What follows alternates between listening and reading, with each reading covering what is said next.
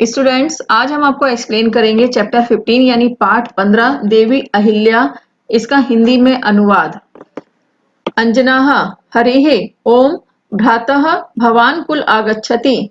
अंकेशः भगिनी मालव प्रदेशतः आगच्छन् अस्मि।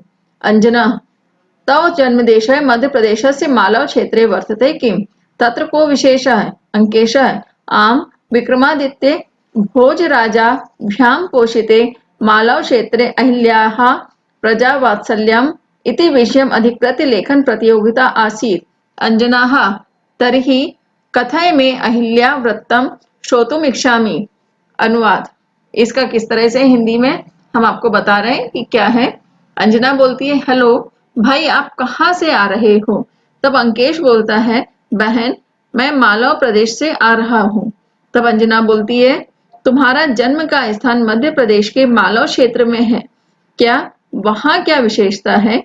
अंकेश बोलता है, हाँ विक्रमादित्य और भोज राजा यानी राजा जो भोज थे उनके द्वारा पोषित मालव क्षेत्र में यानी उनके द्वारा डेवलप किया गया, विकसित किया गया जो क्षेत्र है मालव, वहां पर अहिल्या का प्रजा प्रेम इस विषय के आधार पर लेखन प्रतियोगिता थी।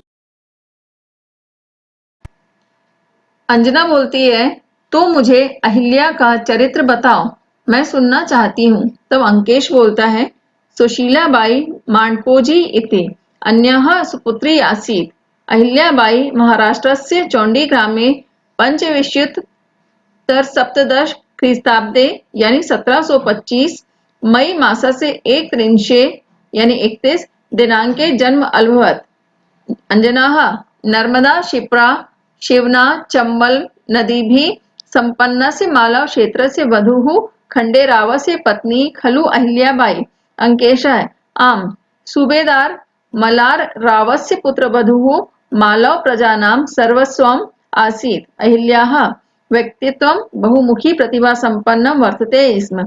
एषा प्रजावत्सला धर्मपरायणा न्यायनिष्ठा महिला आसीत्। इंदौर नगरे तस्याः राजवाड़ा क्षेत्रं सुन्दरं पवित्रं च अस्ति। अद्यापि राजवाड़ा स्थलम् इंदौर नगरस्य हृदयमेव प्रेक्षणीयं वर्तते। अत्र देश विदेशेभ्यः यात्रिकाः दर्शनार्थम् आगच्छन्ति। यानी अंकेश बोलता है, अहिल्याबाई यानी सुशीलाबाई और मांडकोजी इन दोनों की सुपुत्री थी। यानी अहिल्याबाई जो थी सुशीलाबाई और मांडकोजी की पुत्री थी। अहिल्याबाई ने महाराष्ट्र के चौंडीग्राम में 1725 यानी 1725 ईस्वी में मई माह की 31 तारीख को जन्म लिया था। और अंजना फिर बोलती है, नर्मदा क्षिप्रा शिवना और चंबल नदियों से संपन्न मालव क्षेत्र की बधू और खंडेराव की पत्नी क्या अहिल्याबाई थी? तब अंकेश बोलता है, हाँ सूबेदार महार राव की पुत्रवधू मालव की प्रजा की सब कुछ थी। अहिल्याबाई का व्यक्तित्व बहुमुखी प्रतिभा से संपन्न रहता था। वे प्रजा से प्रेम करने वाली धर्मपरायण न्यायनिष्ठ महिला थी। इंदौर नगर में उनका राजवाड़ा क्षेत्र बहुत ही सुंदर और पवित्र है। आज भी राजवाड़ा स्थल इंदौर नगर के हृदय की तरह देखने योग्य है। यहाँ देश विदेश से यात्री दर्शन के लिए आते हैं। अंजनाः स्मरन्ना तस्याः धर्मनिष्ठां स्वपुत्रस्य मालेरावस्य मरणानन्तरं नर्मदातीरम् इंदौर समीपस्थं महेश्वर स्थानं राजधानी चकार। अंकेशः पुनः पुनः स्मृतु। प्राचीन कालतः अवंती काम नाम्नी प्रसिद्ध उज्जयिनी महिष्मती नाम्ना प्रशस्तः महेश्वरं चेति स्थानद्वयं मालव क्षेत्रे अन्तर्भवति। अंजनाः राज्ञाः महिष्मिता निर्मिता महिष्मती अधुना महेश्वर नगरमेव अस्ति। अनूप देशस्य राज्ञः सहस्र अर्जुनस्य राजधानी अपि आसीत्। यानी अंजना बोलती है, उनकी धर्मनिष्ठा को याद कर रहा हूँ।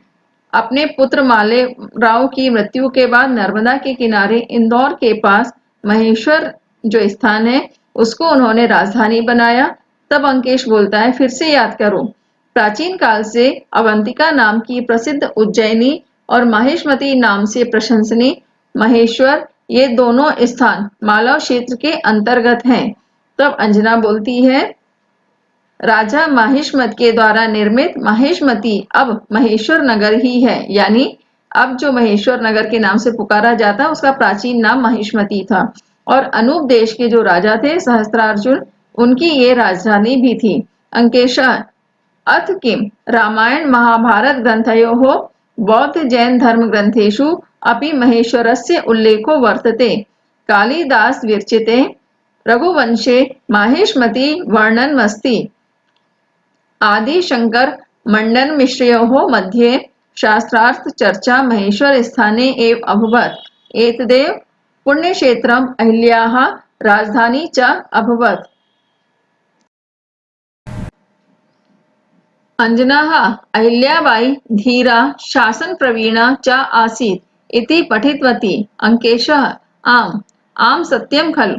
तस्याः शासन व्यवस्था अर्थनीतिः रक्षानीतिः विद्याप्रीतिः च विशिष्टा इति ज्ञायते। यानी अंकेश बोलता है, और क्या, रामायण महाभारत ग्रंथों में और बौद्ध जैन धर्म ग्रंथों में भी महेश्वर का उल्लेख है, यानी उसमें इसका वर्णन किया गया है। कालिदास के द्वारा रचित रघुवंश जो महाकाव्य है उसमें भी महिष्मती का वर्णन किया गया है। आदि शंकराचार्य और मंडन मिश्र के बीच शास्त्रार्थ चर्चा महेश्वर स्थान पर ही हुई थी और यही पुण्य क्षेत्र अहिल्याबाई की राजधानी हुई। तब अंजना बोलती है, अहिल्याबाई धीर और शासन में प्रवीण थी, हमने ऐसा पढ़ा है। तब अंकेश बोलता है, हाँ हाँ निश्चय ही सत्य है। उनकी शासन व्यवस्था अर्थनीति रक्षा नीति और विद्या के प्रति प्रेम अद्वितीय था, ऐसा माना जाता है। अंजनाः अहो भाग्यम मालव क्षेत्रस्य जयतु कीर्तिशेषा अहिल्याबाई। अंकेशः जयतु जयतु लोकमाता अहिल्याबाई। उभौ सर्वं सहा जितक्रोधा अहिल्याबाई इति कीर्तिता धर्मार्थ काम मोक्षेषु निरता राजते सदा।